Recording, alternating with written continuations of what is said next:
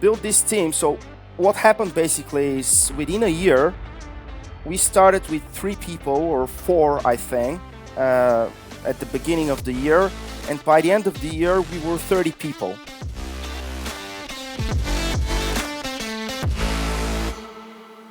Well, welcome to the Business of Microsoft Partners podcast, where we empower the Microsoft community through conversations with leaders, practitioners, and consultants of Azure and Microsoft solutions. I'm your host, Scott Easton, and I'm pleased to have with me on our inaugural show, Asen Petrov, who's joining me today from Sofia, Bulgaria. Asen is the founder and head of consulting for Nuwey, a global Microsoft consulting partner, as I mentioned, in Sofia, Bulgaria. Prior to starting his own firm, Asen was the head of cybersecurity for Predica, an award-winning Microsoft partner based in Warsaw, Poland. Asen also spent 5 years at Microsoft, where he was a senior consultant delivering infrastructure, identity, and enterprise mobility and messaging solutions in the cloud and on-premises. Finally, Asen is part of an elite group of global professionals who earned the coveted Microsoft Certified Master designation for Active Directory. Asen, welcome to the show. Thank you, Scott. It's really good to be here. Awesome. Well, again, thanks so much. I'm really looking forward to talking with you today. For those of you who haven't met Asen, Asen is a personal friend of mine, and I work very closely with him. Asen is one of the top professionals in Microsoft and cloud security, and I'm very excited to have him join us today. And I think he's going to have a lot of great words of wisdom about starting a Microsoft practice, what it's like to work on the global stage in the Microsoft ecosystem, hiring, and really career advice as well. So, Asen, I want to take you back to 2022, right before you started your firm. You're the head of cybersecurity for Predica, a globally recognized, very successful Microsoft partner. Things are going great for you, and you decide to leave and start your own company. Take us back to what's going through your mind, Asen. What's going on there? Why make the change after being so successful at Predica? That's a great question, and I have, emotions, linked to this decision because, as you mentioned, Predica was a very successful and well-known company, very big Microsoft partner, and I one of my best moments career-wise were actually at this company, and I was given a lot of opportunity to grow there, to do what I like, and to improve and enhance the business. Now, the decision about creating my own company came soon after an announcement that was made that the company has been acquired by another company. This is Software One, which is a big CSP, Microsoft CSP, not only. And why I decided to part ways with Predica was because of my overall. There were many reasons, and the time won't be enough for me to talk about all of them. Sure. But for me personally, the decision was based primarily on one factor, and that was that before joining Predica, as you said during the introduction, I spent 11 years at big companies, 6 years at HP, 5 years at Microsoft, and I know, at least during this time, I learned a lot about the culture at this company, the companies, the way of working, and all these things that people should learn about. So I didn't want to go back to such a big company, to be honest, and for me, there were like two things, two paths. One was to look for a job and start at another Predica-like company, smaller, with potential to grow and do things that are both very modern and trendy, but also helping customers that need other things that are not always linked to modern things, or choice number two, to start my own company. And I've been thinking about that for quite some time, but I was never brave enough to do it. So I think at that point I just decided, okay, I'll take my chances. What can go wrong at the end of the day? I mean, if it doesn't What work could well, possibly go wrong? I mean, everything can go wrong, Yes. but at least, at least I have an option to go back to, the previous way of, of work. So that's how I did it, basically. Right. And, it's interesting that you talk about the catalyst for the change being based on that acquisition of Predica by Software One. And the reason why I say it's interesting is that we see the same thing here in the US, where, as many people listening to this podcast, or those of you who are new listening to the show, my firm, Easton IT, we work with a lot of the big Microsoft business partners and system integrators around the US. And what we've seen in the Microsoft community, very similar to what happened in Europe, is that a lot of Microsoft partners are being purchased by larger organizations. And the DNA, the secret sauce that makes a lot of those firms very successful, is completely diluted in these acquisitions. And so what happened to you is very similar to what we see happen with a lot of people here in the US as well. And again, I have nothing but great stuff to say about Predica. I've worked very closely with them when you were there. I've gotten to meet many of the senior leaders, and just a wonderful organization. And, again, hats off to what they accomplished to be able to create a firm that was ultimately purchased by Software One. And again, we wish Software One all the best in that acquisition and road ahead as well. So, so now that you've got your own firm up and going, what was the biggest surprise that you ran into? You've worked for large companies like Predica, Microsoft, HP. And now this is your very first company that you started, right? Yeah, that's right. Yeah. What was the biggest surprise that you ran into right off the bat? It's not just one, there are a few, right? And as you said, because it's the first time I do this, I don't have prior experience. So it's like, making some errors, along the road, and, adjusting to the problems that you have to deal with. But in terms of surprises, the first thing that I haven't realized at the beginning is that, because before this company was established, I had the opportunity to build teams from scratch, without external support besides the financial, right? And this is something that I did not plan, I think, well enough, because when you have financial investment, it's much easier to to start the business. When you don't have it, it's not that easy. So this is one of the first kind of eye opener for me. But thankfully, we really started with kind of quite nicely in terms of pipeline. Of course, it is very small, but still enough for us to do our job and also be able to cover our costs. So I probably got also a little bit lucky, and thanks to the people, to the network, we were able to find job and projects to work on that. That's the one thing that comes to my mind. The other thing is recruitment.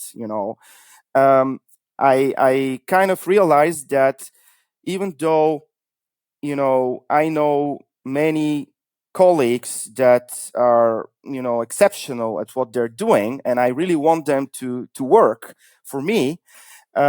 It's not easy, or I get a lot of being turned down because they're scared, because they think, Sure. okay, Yes. this is a startup.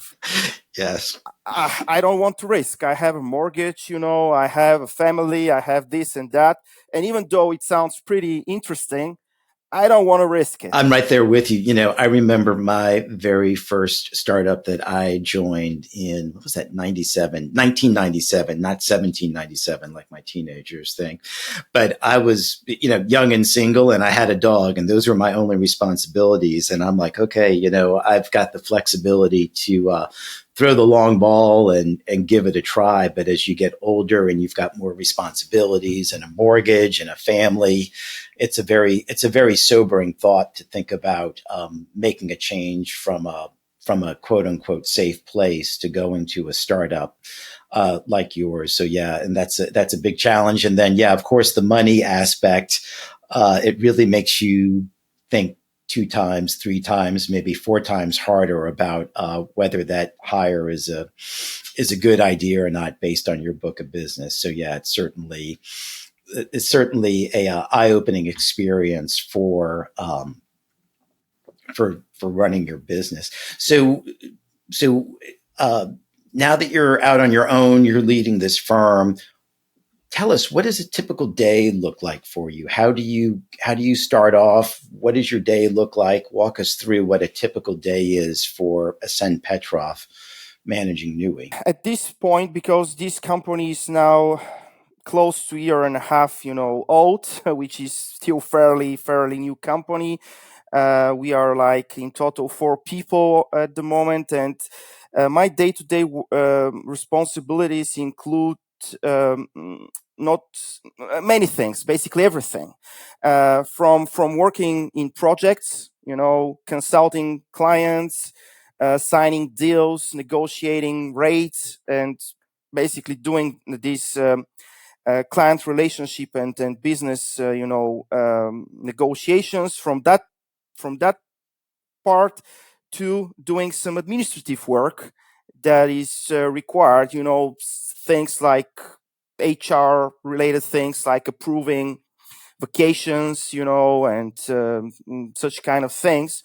You're at a startup. There's no vacation, so you shouldn't be spending a lot of time approving that. Yeah, but in Europe, things people are actually really fond of amenities and those things. So vacation is something that is very important. So besides that, we also have to look after our own systems, and the good thing about current state of IT is that thanks to the cloud, it's very easy for startups to actually be operational, because you don't need a server room with building a lot of stuff to actually be able to operate, and that's good. But on the other hand, there are a lot of also requirements for automation. Different tools are being used for different things, and you want to bring everything together to reduce the administrative effort or the operational effort. So what I'm doing as well, when I have some time, is to act as our own, internal IT, and improve our systems. Oh, wow. Generate, dashboards, create dashboards, reports, automation, and such kind of things. Wow. Now you've got a daughter and family. It sounds like you're pretty busy. How do you do the proverbial work-life balance? How do you handle that? That's always a challenge, in IT. At least that's what I know. I mean, since I started, I've always been a consultant, and a low work-life balance is always a challenge. But I'm kind of blessed to have this family, because they're very, very supportive, and they actually. My wife, for example, she even encourages me to,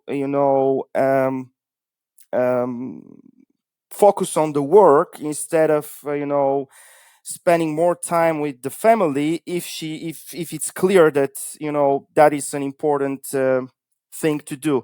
On the other hand, I don't want to sound like I'm a workaholic or something like that, because I don't think I am. um, and I always find time for for my family and for some private time. How I do that, I just split my day into small portions. I don't have a standard work day like 9 to 5 or something like that, but it's probably in the morning I'm busy for 2 3 hours. Then in the afternoon I might spend some time on my own. Then I have to work or compensate that in the evening. Maybe sometimes during the weekend I have to catch up with some other stuff and work. But all in all, I really can't say that I work a lot, like above 40 hours or 12 hours per day, 14 hours per day, something like that. Um, there are always ups and downs in terms of the utilization, the work, but it's not like I feel like I'm working a lot. I want to get your take on this is that you're in Bulgaria, but you're working with clients all over the world. I mean, obviously, a lot of work here in the States, some in Europe. How do you handle the various cultures and personality types? Because you're seeing a wide swath of personalities, cultures that you're probably dealing with on a daily basis. What what is that like to manage, and how do you manage the various cultures and personality types across all these different countries where you're working? Yeah, it's challenging, but for me personally, the what works best is experience. There are many books that offer some suggestions, guidance and tips. But when you spend enough time working with different, people across the globe, you gain experience, and then you adjust.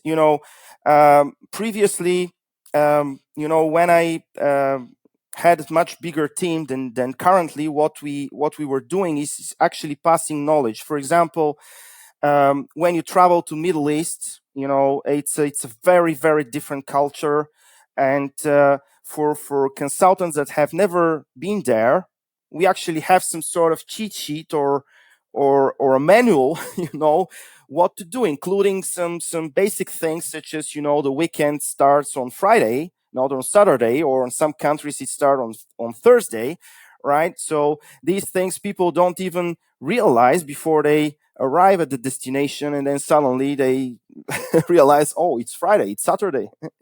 That's fascinating. What were the top three things that you would tell consultants that they needed to be aware of from a cultural perspective, say when traveling from Europe to the Middle East? I mean, obviously you touched on the weekend starts on Friday. I think in America it starts on I mean, we work all the time, but I'm sure it may start on Thursday, maybe Wednesday for some people out there, but The few tips are that first you have to always dress business, business clothing. I mean, full business attire, suit, tie, everything. That's very important. In fact, I experienced this firsthand when once that was when I worked at Microsoft, and I was still not quite familiar with the local, culture.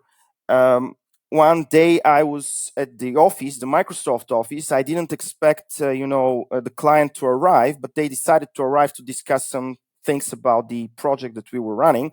And at that time, I was wearing a short sleeve shirt, oh boy. with smart casual kind of pants, not jeans, but still not a suit, suit pants. So when the client saw me, we were two colleagues, when they saw me how I'm dressed, they didn't even look at me. They didn't speak with me. They were always talking to my colleague as if I did not exist. Even if I ask a question, they respond to the other guy. Really? So that's one of the things. You need to be dressed really well. The other thing is to know that they're very religious, and you need to honor the local times for praying and these kind of things. And I don't know what else. That's fascinating to hear. I mean, here in America now, it's very, very casual. I can't remember the last time I've had to wear a tie. So, yeah, I hope those days are behind us. Well, so now that you've got your own company, you're running that. What are some of the big challenges that you're running into as a business owner and working in the Microsoft community? What would you say your top two or three biggest business problems are right now? The challenges that we have are defined as, corporate or company goals at the same time. So one of them is to make sure that we have,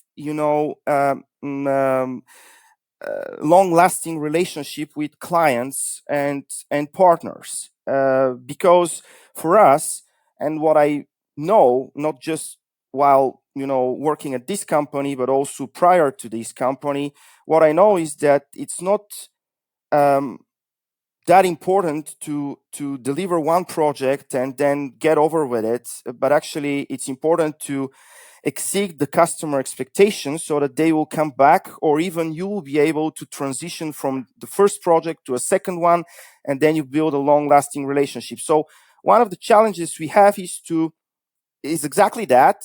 And I believe that one of the ways we can also do this is to have more and more managed service clients that we provide managed services to, because with these longer in duration contracts, you can prove yourself. And when you deliver a specific service, because you're always with the client almost on a daily basis, they also come to you first when there is a need of some certain project. So this is one of the challenge to have more managed service clients. The other one, obviously, also is to, financially speaking, to become more and more independent in the way in a way that if there are some periods, some quarters that you have less work, you know, to still be able to pay salaries and other things. So these are the things I'm focused on. Going back to those challenges, that's got to be really different compared to your time at Microsoft and even Predica, where you talked about having those resources and budget to make those type of hires. And companies like Microsoft or Predica would typically have the cash flow to see you through dry days, and now you've got that challenge at Nuwey. So that leads me to my next question here, is that what was it like going from companies where you worked at very large companies like Microsoft, going to a place like Predica and even Nuwey? You were working for a very big organization like Microsoft with lots of resources. Then you went to Predica. What was that transition like? I think for me specifically, it was kind of natural transition. At the beginning, I was a bit concerned what to expect and what will happen, but also times change. If you think about it, just 1 or 2 years ago, things were even quite different, because with the pandemic, IT companies started, not just IT companies but other companies as well, started thinking about cost optimizations even more than before. And with this, last year we saw major layoffs in the biggest companies, which, by the way, is something that also plays to our advantage, because we are so small that from one side we have now better access to talent, because there are many people that are on the job market, and on the other hand, because there are so many people that were laid off, there is still work to do, and no, and somebody needs to do it, right? And we have the edge, because we can deliver this work, and since we are eager to help the clients. But to answer your question, I mentioned this because it's also about the timing, the periods. Because when I worked at HP, for example, nobody was, or at least I didn't notice it, that anybody was caring about expenses and costs. When you go on a business trip, you can do whatever you want, right? And nobody will question that. At Microsoft, it was a bit stricter, right? But also its timing, as I said, and finally at Predica, because when I joined Predica, it was much smaller, like 80 people Oh, wow. or so. Yeah. At Predica also, I noticed that when you need something, you need to have good justification that you need it. Even the smallest tool or the smallest thing that needs to be procured, purchased, or you need to justify it for it to get approved. So yeah, it depends both, I think, on the size of the company and the budget, obviously, but also it depends on the timing. On the timing, where yeah, you are in the economic cycle. Yeah, because there's you can kind of tell when good times are there. People don't really care so much about the expense reports, but today it's every little thing is being looked at. So every hour, often in projects, is being looked at as well. So that's kind of a clear trend that we've seen. Since the height of the pandemic, where lots of projects, lots of work, the projects were long in duration. And now as we've thankfully exited those pandemic times, now we see a lot of the projects compress, the timelines compress. Companies are a lot more tactical in where they're looking for help. And so, we've seen the projects shorten. So yeah, it's very interesting just to see the changes, even from just 2 years ago, where things turn on a dime. So you're hired onto Predica, you're head of cybersecurity there, and you're in charge of building Predica's cybersecurity practice. So tell me about that. How did you approach hiring and building out those type of teams? I'm sure that there must have been a very diverse group of individuals and personalities that you were working with. So what was your approach in hiring and building those type of teams? The very good thing at Predica was that I had a lot of flexibility and freedom to do things that I believe are important, as long as, of course, there are some good business results. And I'm saying that because when building such a team from scratch, I had to think about two things. From one, it's the actual goal to build a cybersecurity practice, but on the other hand, is to also make sure that while this is being developed and while you are trying to secure clients and convince them that even though you are starting from scratch, you are able to deliver this service. While you're doing that, you can expect some people that are not fully utilized, and in order to get those people utilized, you have to also do some other things which are not always directly related to these cybersecurity capabilities that the team was had to do. For example, one of the things that had to be done was mergers, migrations. Big companies merge, and then you have to do some sort of migration, either Active Directory or messaging, like mail migrations, etc. But to build this team, so what happened basically is within a year, we started with 3 people or 4, I think, at the beginning of the year, and by the end of the year, we were 30 people. Wow, that's amazing growth. The reason why I was able to do that is because I had, the financial backup from the company. So I was able to onboard those people, and also we were able to deliver the project. But also, when you build a cybersecurity practice, you have to think not only about the projects, but also and the services that you deliver to them, but also how and what kind of know-how, internal know-how you need to build. And one of the things that was difficult to do was to build this SOC service, Security Operations Center service, that was based entirely on Microsoft on products and services, because to do that, you need a team that is dedicated to designing and building this solution. But because this solution is built internally, you don't get profit, you don't get income. So it had to be an investment, and unfortunately I didn't get investment for the whole year. It was like for the first 3 months I get budget from the company to run this team so that they can develop the capability, and then it was over.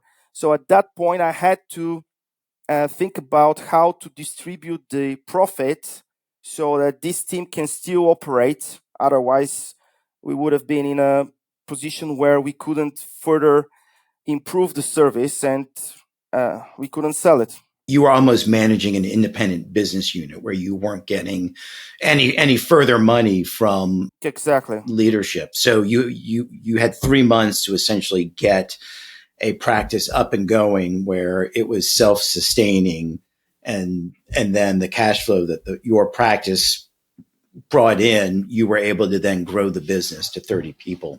I mean, that's an amazing accomplishment, being able to within 3 months get up and going and then achieve some type of cash flow to be able to hire the appropriate people and obviously deliver quality services.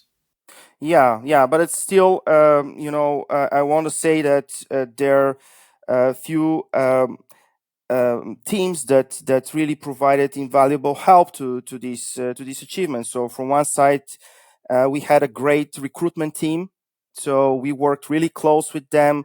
They wanted to understand what exactly we are doing on a very low level, to be able to find the right people, to recruit the right people. And that was really, really helpful. And the other thing is that Predica as a company had a lot of customers. So when you have existing customers, it is much easier to reach out to them and tell them, hey, we have these new services. Let's try it out. Exactly. So one big challenge in building these type of practices is obviously the people side of it. Is that, obviously hiring the right skill set is super critical, but then there's the personality types that you need to also hire as well. And, in IT, there's a mix of people. And quite frankly, in our business, there are a lot of people that are introverts that want to sit behind the keyboard, others who are good in front of the clients. What's your take on that, and how did you manage balancing those personality types? Yeah, and thanks for asking, bring this topic, Scott, because indeed it's at the end of the day, what we do is working with people, right? You can't be successful, I think, in anything unless you know how to work with people, because they are either your clients, either your own team, either your friends. So you need to be able to communicate and work with them. And the more assertive you are, the more you know aware you are about their specific characters and personalities, the better this cooperation is. So yeah, I learned those things throughout the years. In fact, I've gone through some trainings long ago about personality types and working with different people. And one of the things that I realized, as you said, is that there are many different characters. Like some people are analysts, some are diplomats, some are explorers, and so on and so on. But with introverts specifically, and by the way, I'm also an introvert, in case you haven't noticed. Um, it, Introverts. If I look at myself, and not only, but also at some other colleagues, I can see that it's a bit more difficult for these people to build a career and to establish themselves as good consultants and experts, because they are having hard time to accept criticism, authority, and even if they are wrong.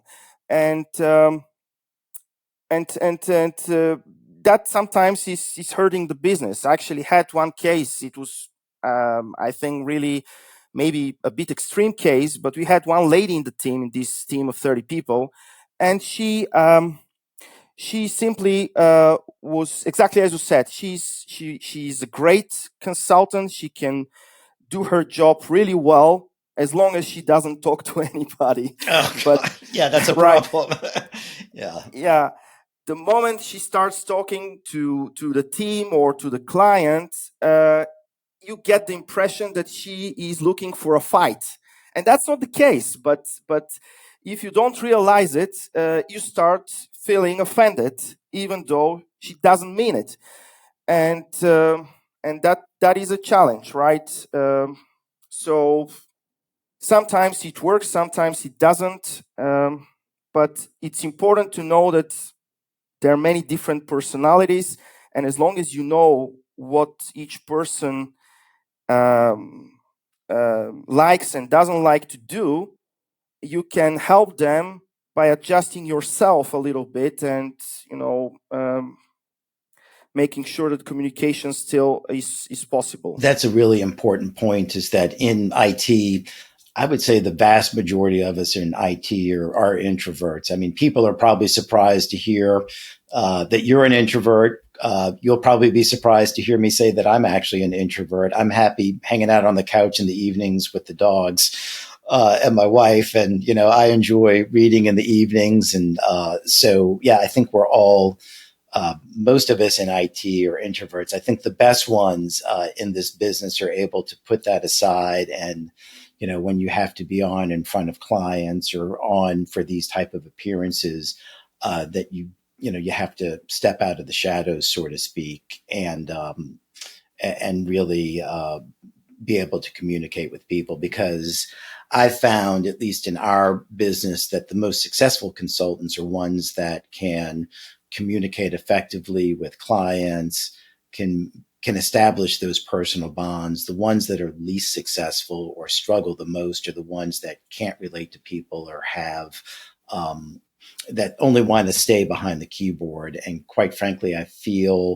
think those jobs were there several years ago, but I think less and less today, that they're just IT jobs where you only sit behind the keyboard and you never have to talk with someone. So I think that that's going to be a big career development thing that people will, especially in this business, are going to have to adjust to. So I know that a number of our listeners are probably going to be struck by your English skills. You're over in Bulgaria. Your native language is Cyrillic based. But quite frankly, and I've had the pleasure of working with a lot of people from Eastern Europe, but your English skills, both spoken and written, are quite frankly better than mine oftentimes. But I'm from Louisiana, so the bar is set a little low here. Tell me, where did you learn English? Did that start in like grade school in Bulgaria, or what was your path to learn English? Thanks for that, Scott. I really I'm happy that you think that my English is good. When I started it, when I was born, we were still under the socialist communist regime. So Russian was a mandatory language at the time. It's actually absolutely mandatory at school. So I started, in fact, at third grade. I started learning Russian, and then this regime collapsed, so that was no longer a mandatory requirement. But actually, I first started learning English at high school. We had a great teacher. She studied in the UK, and I think I owe my skills to her. But also, I think that without bragging too much, I want to pay attention to details. So it's not just about the language; it's about most of the things that I do. I pay attention to details, and when we talk about the language, I really try to listen how you pronounce the words, and I try to to do it like you. And of course, it Don't use me as a model. I'm not a good one. yeah, and if it takes time, it takes time, and obviously I can't do it perfectly, but at least I try. Whereas I have a lot of colleagues that they believe, or at least it seems like they believe that as long as they know how to say the word, no matter how strong the accent is, that's good enough. For me, it's not. It's not at all. And I try to improve. Yeah, you've done a fantastic job. So I wanted to go back to one point that you just brought up, that you grew up under communism, and obviously your family was behind the Iron Curtain for a very long time. What would your grandparents say about what you've accomplished and what life is like now in Sofia? I mean, I would imagine it's got to be just an incredible change, but what would your grandparents say about this life that you're living now? Yeah, unfortunately, they are not with us anymore, so I really don't know, but I want to believe that they would be proud of this. At the same time, I think that I'm not sure how it is with the other nations and countries, but at least in Bulgaria, I know that people tend to forget. Once 5, 10 years pass, you forget what it was before. And even sometimes talk to people who feel even nostalgic about the old times, because they forget what it was, and they think everything is already taken for granted.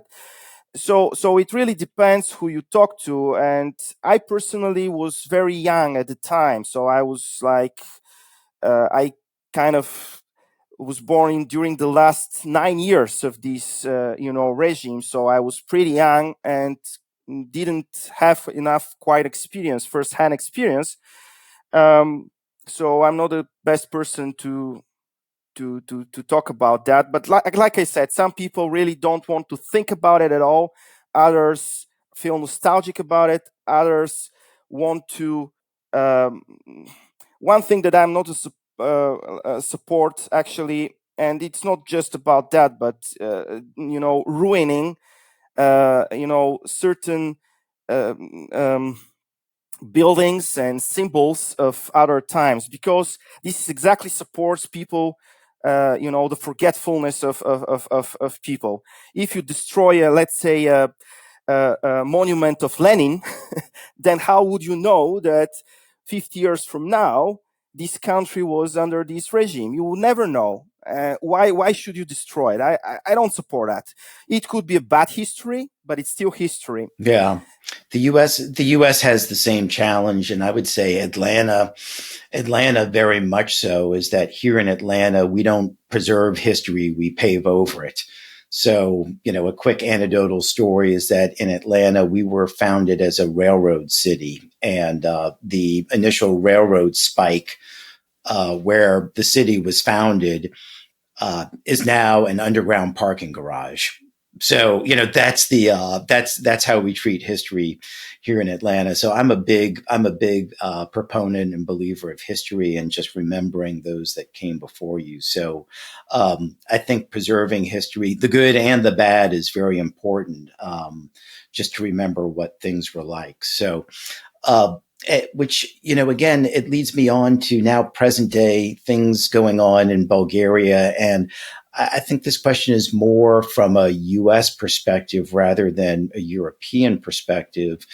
But with the war going on in Ukraine and the some of the naval action that you've seen in the Black Sea, what's the current security situation over in Bulgaria? I know a lot of our US listeners or viewers may be very hesitant about working with people like yourself in Bulgaria or Poland, just given the security situation. But what is life like on the ground there? Are you in danger on a daily basis from air raids or Russian attacks? What's happening over there? I think this year this war will enter its third year, so it's quite a long war. overall. But that's the thing that I've noticed. All the people that I know, specifically from the US, are afraid, not maybe not afraid, but they have second thought about traveling to these destinations, or working with people from these countries. So I want to say a few things. First, both Bulgaria and Poland and other Eastern European countries are members of the European Union and NATO. So we are part of the Western Bloc. And as such, I have never felt insecure or afraid of being here. And like I said, this is the third year of the war. I haven't noticed it as a normal, regular citizen. I haven't noticed, heavy machines or, tanks or planes flying above my head or something like that. I haven't noticed it. So it's basically just normal life to you. It's no change whatsoever, other than the fact that with these tensions, with this, diplomatic, relationship that now is broken, obviously the economy also suffers, and it's not just our economy; it's everywhere. Germany, for example, is now entering a recession. So that's the impact to us from the war. It's economic impact. It's not like, but from a day-to-day perspective, you go on with your normal life, absolutely, just as always. It's very interesting, again, because the perception here in the U.S. is that, again, places like Poland, Bulgaria, and Romania, since you're so close to this, that it could potentially be unstable. And that's what I've been struck by in my conversations with people that I work with in Poland, and obviously yourself and some of the other team members in Bulgaria. Just when the war initially happened, especially Poland was very much affected with the influx of all the refugees there. But it was never some type of wartime footing where the city was under curfew and air raids or air raid sirens or anything like that. And I believe that you even said you've had some holidays to the Black Sea where of course, you can go to the Black Sea and you don't have to bring a rocket launcher or flak vest or anything like that with you. Just the sunscreen, and it's a normal holiday, right? That's amazing. Obviously, I'm not expert in these matters, but I think that if anything happens to us, because we are part of NATO, as I said, I mean, that will immediately escalate to the whole world, because it's as is, NATO's rules or policies, that if you Article attack 5. one of the nations, you attack the whole union. So it would be a major disaster if such a thing happens, and it wouldn't matter if you're in the US or in Bulgaria. Yeah. Well, I'm gonna warn you now. If you're depending upon my teenagers to come save you, you're in big trouble. So you may want to start stocking up. So speaking of stocking up, as we close out the show here, I am going to be traveling to see you in Bulgaria. I've had the pleasure a couple years ago of visiting Warsaw, Poland, before the war broke out, and it was incredible to see Warsaw. I unfortunately I'm a little bit older than you, and I actually went to college in Europe during the Cold War.